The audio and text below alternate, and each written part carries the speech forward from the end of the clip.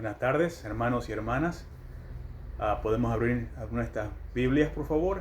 Empezamos en el libro de Éxodo, capítulo 3, y en el versículo 8. Aquí vemos la descripción, ¿verdad?, de la tierra prometida que Dios le da a Moisés. Dice así: que he descendido para libraros del poder de los egipcios y sacarlos de ese país, para llevarlos a una tierra buena y espaciosa, tierra donde abunda la leche y la miel. Y esa fue la descripción, ¿verdad? Igualmente nos es descrita a nosotros la tierra prometida, como quien dice.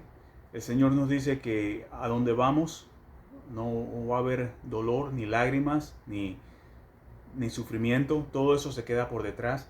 Igualmente que el pueblo de Israel dejó su sufrimiento en la esclavitud por detrás, ¿verdad? En Egipto, y pasaron por el mar Rojo, que simbolizaba el bautismo que íbamos a pasar nosotros subsecuentemente. Era un tipo de modelo a escala, como quien dice, del bautismo que íbamos a recibir nosotros.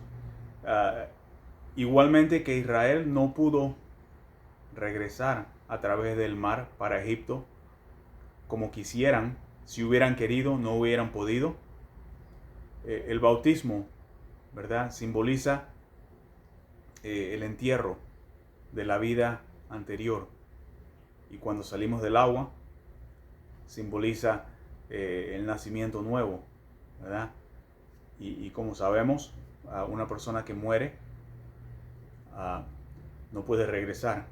La única excepción ha sido el Señor Jesús, y ese es el ejemplo que Él nos ha dado. Lo mismo va a hacer Él por nosotros cuando nos llegue nuestro turno o cuando regrese Él, ¿verdad? Entonces, en el libro vamos a Números.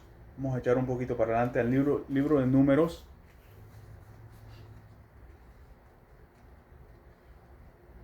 Vamos al capítulo 13. Números, capítulo 13. Y en el versículo 27, ¿se acuerdan los espías que Moisés mandó a la tierra prometida para acertar lo que había dicho Dios? Cómo iban a entrar y qué iban a hacer y qué iban a deshacer. Recuerden que el pueblo de Israel era estimado ahora como 3 millones de personas. Así que si vas a mover un grupo tan grande de gente, hay que saber que está adelante, ¿verdad? El camino, rocas, grama, hay agua y todas esas cosas. Porque si se nos van sin saber qué está adelante, puede ser un desastre. Los espías fueron como una precaución, ¿verdad?, para ver qué había adelante.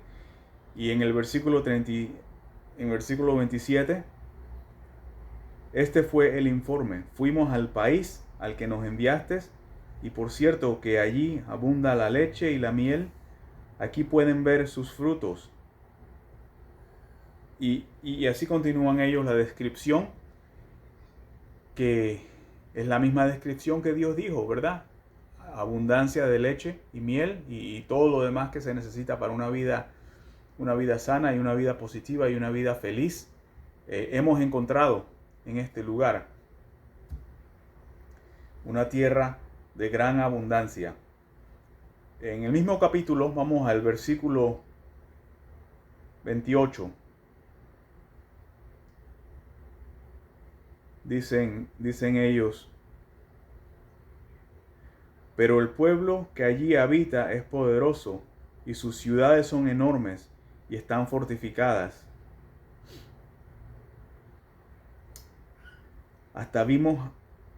hasta vimos anaquitas allí.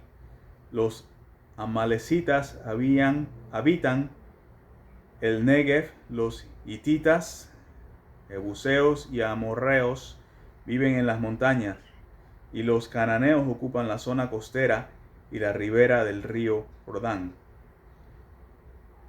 Están describiendo todos los problemas que habían en la tierra esa, ¿verdad? La tierra prometida. Dios les dijo: aquí los voy a mandar y van a encontrar todo lo que necesitan para una vida feliz. Sin embargo, ellos dicen: encontramos lo que se necesita, es una tierra de abundancia, pero está llena de problemas. ¿Qué vamos a hacer? Están los anaquitas, esos eran los gigantes, ¿verdad? Están todas estas tribus o naciones, sus ciudades son una fortaleza.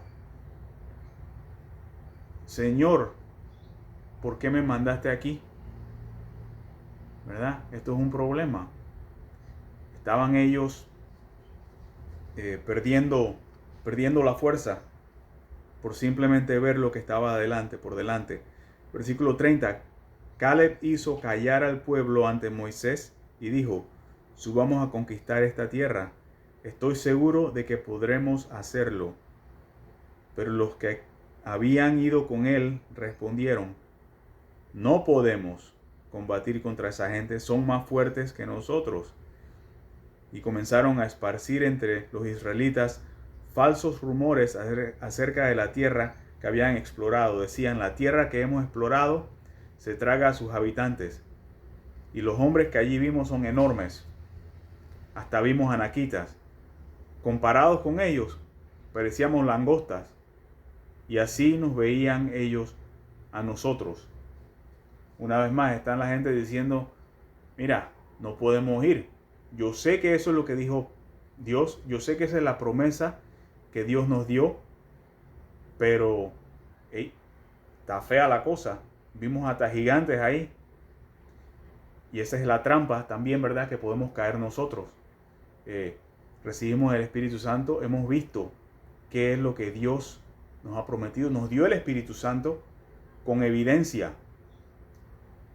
Podemos decir que la evidencia del Espíritu Santo es la evidencia que vieron ellos en la tierra prometida, ¿verdad? Ellos regresaron y fueron testigos.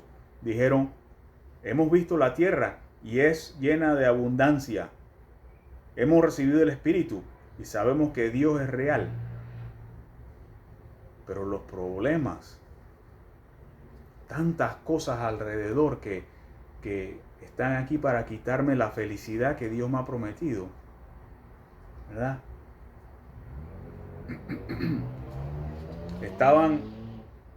Estaban ellos, como quien dice, viviendo por vista y no por fe. Como nos ha dicho la Escritura, nosotros hay que caminar, hay que vivir por fe y no por vista. Esto es completamente están haciendo completamente lo opósito, ¿verdad? Y sabemos que eso no lleva a ningún lugar bueno. Vamos al libro de Josué. Josué capítulo 11.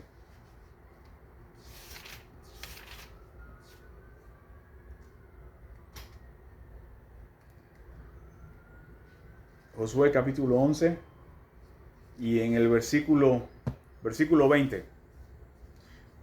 Antes de leer el versículo 20, sabemos que ahora han pasado como 40 años, más o menos, ¿verdad? Moisés ha muerto y su, como quien dice, aprendiz Josué ha tomado el mando del pueblo de Israel y han entrado a la tierra prometida. Y la conquista ya ha comenzado. Aquí en capítulo 11 la conquista está casi terminada. Vamos a leer entonces en el versículo 20. Versículo 19. Ninguna ciudad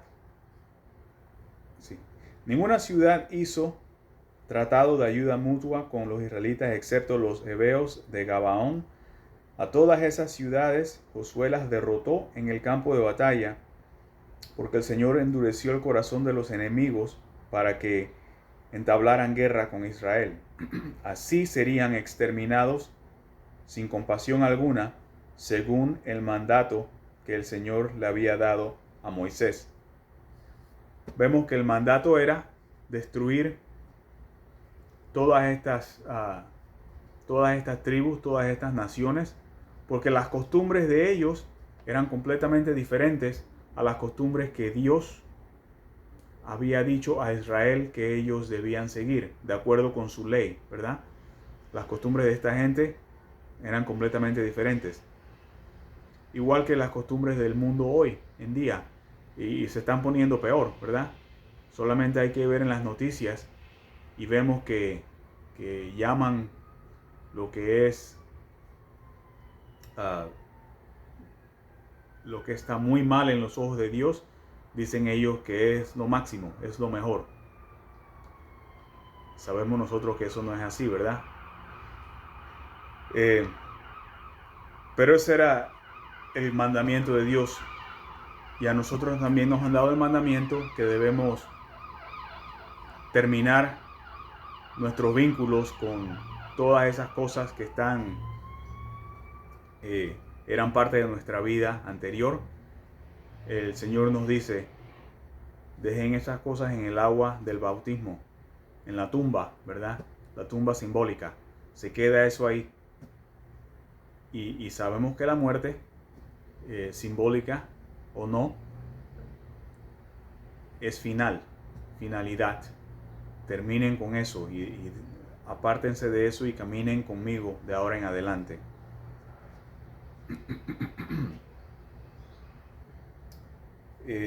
Versículo 21. En aquel tiempo Josué destruyó a los anaquitas, ¿se acuerdan? Los gigantes, ¿verdad? Del monte Hebrón, de Debir, de Anab y de la región montañosa de Judá en Israel. Habitantes y ciudades fueron arrasados por Josué. Ningún anaquita quedó con vida en la tierra que ocupó el pueblo de Israel. Su presencia se redujo solo a Gaza, Gat y Asdod.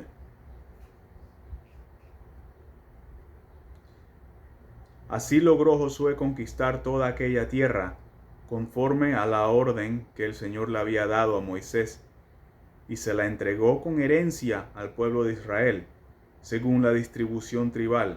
Por fin, aquella región descansó de las guerras. Por unos cuantos años descansó la tierra de guerra, ¿verdad? Sabemos que continuaron más tarde.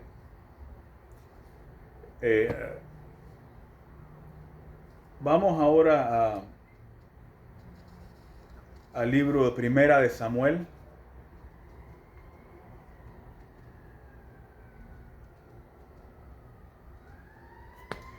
Y en el capítulo 17. Primera de Samuel, capítulo 17. Creo que hay un fuego por allá afuera. Están las sirenas locas. Capítulo 17 y en el versículo 3. Vamos al versículo 1. Los filisteos reunieron sus ejércitos para la guerra, concentrando sus fuerzas en Soco, pueblo de Judá. Acamparon en Efesdamín, situado entre Soco y Aseca. Por su parte, Saúl y los israelitas se reunieron también y acampando en el valle de Elá, ordenaron sus filas para la batalla contra los filisteos. Con el valle de por medio, los filisteos y los israelitas tomaron posiciones en montes opuestos. Un famoso guerrero, oriundo de Gat, salió del campamento filisteo. Su nombre era Goliat y tenía una estatura de casi 3 metros. Llevaba en la cabeza un casco de bronce y su coraza que pesaba 55 y bla, bla, bla, bla, bla. El gigante, ¿verdad? Goliat. Y nos dice aquí también de dónde salió ese gigante. Salió de un pueblo que se llama Gat. El mismo pueblo que unos años anteriores Josué no destruyó. Dice que dejó Gat, Gaza y Asdod. En esas tres ciudades aún quedaban anaquitas, creo que se llamaban los gigantes estos. Y si no hubiera sido por la intervención de Dios, darle la fuerza y la certeza al niño, al joven David, para matar a este gigante, hubiera sido un problema inmenso para Israel, ¿verdad? Y yo quiero hacer la analogía ahora con la vida de nosotros, nuestros propios gigantes, ¿verdad? Cada uno de nosotros tiene uno. Son diferentes cosas, diferentes problemas, diferentes situaciones que han estado en nuestra vida más tiempo de lo que deben haber estado, ¿verdad? Debieron haber muerto en las aguas del bautismo. Ese gigante debió haber muerto cuando recibimos el Espíritu Santo o cuando fuimos bautizados.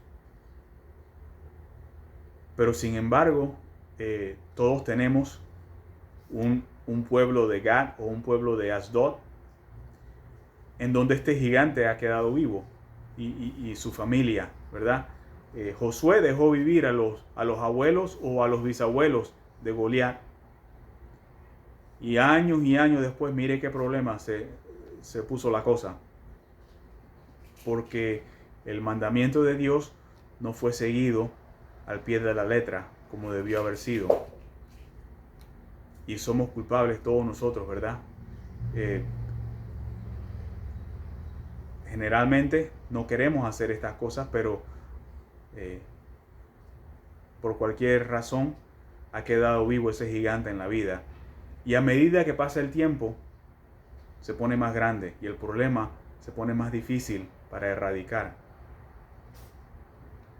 Pero de la misma manera que Dios intervino con David para derrotar a ese gigante, puede Él intervenir en la vida de nosotros para derrotar a nuestro gigante, ¿verdad? De la misma manera, lo único que hay que hacer es orar y continuar siguiendo al Señor para que nos dé lo que necesitamos para ganar esta batalla. Segunda de Corintios.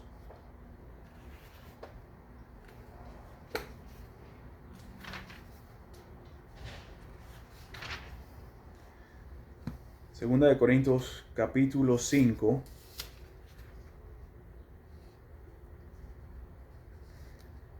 Y en el versículo 7. Vivimos por fe, no por vista. Así que nos mantenemos confiados y preferiríamos ausentarnos de este cuerpo y vivir junto al Señor. Por eso nos empeñamos en agradarle, ya sea que vivíamos en nuestro cuerpo o que lo hayamos dejado. Completamente diferente a la actitud que tenían los espías en el día de Moisés, ¿verdad? En aquellos tiempos, cuando vieron el problema y dijeron no podemos. Estaban derrotados antes de empezar. Sus ojos lo que vieron y su actitud los derrotó antes de que la batalla hubiera empezado. El Señor nos dice a nosotros lo contrario. Caminen y vivan por fe, no por lo que ven. Porque lo que ven es más grande que ustedes. El problema es más grande. Es un gigante. Pero ustedes continúen en fe. Eso es la exhortación que recibimos. No hay que enfocarse en el tamaño del problema, pero hay que enfocarse en el tamaño del Señor, ¿verdad? Y hay que recordar también que esta gente, estos espías, ellos no eran los niños que habían nacido hace unos 10 o 15 años, ¿verdad? Esta gente, los espías eran gente de renombre en cada una de sus tribus.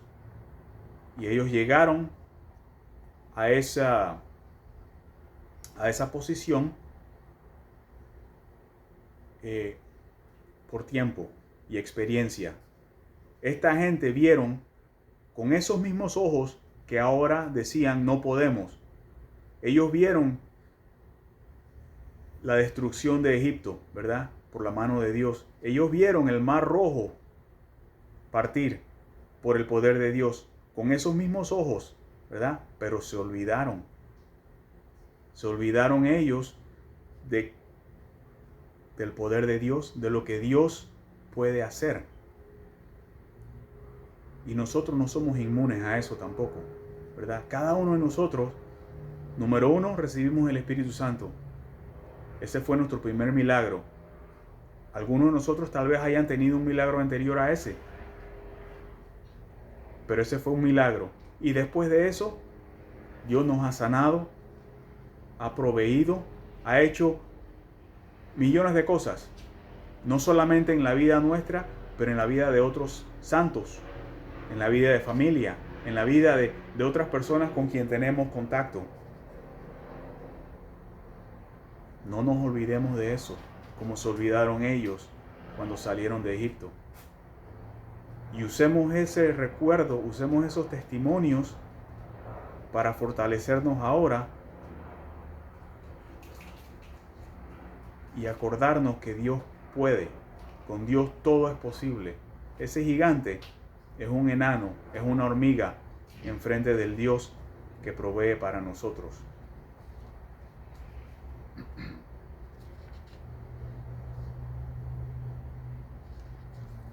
Y no seguir el ejemplo, ¿verdad? El ejemplo de la mayoría en este mundo. La mayoría del mundo está perdido. Muchas de esas personas no quieren estar perdidas, quieren conocer la verdad. Desafortunadamente, muchas más quieren quedarse exactamente como están, ¿verdad? O sea que la mayoría en este mundo no quiere saber nada de Dios. Igualmente los 12 espías, 10, mayoría, dijeron no podemos. Pero la minoría, 2, dijeron sí podemos, a través del poder de Dios. Y nosotros también, ¿verdad? Nosotros somos una minoría también. Pero a través del poder de Dios, sí podemos. Así que recuerden siempre el ejemplo que el Señor nos ha dado y lo que el Señor ha hecho por nosotros en años, en días, en semanas, en meses anteriores. Y usemos eso como munición, ¿verdad? Para la batalla que va a entrar ahora. Y recuerden, no importa cuánto tiempo ni qué tan grande sea ese gigante en su vida, Dios es más grande y es más fuerte. Amén.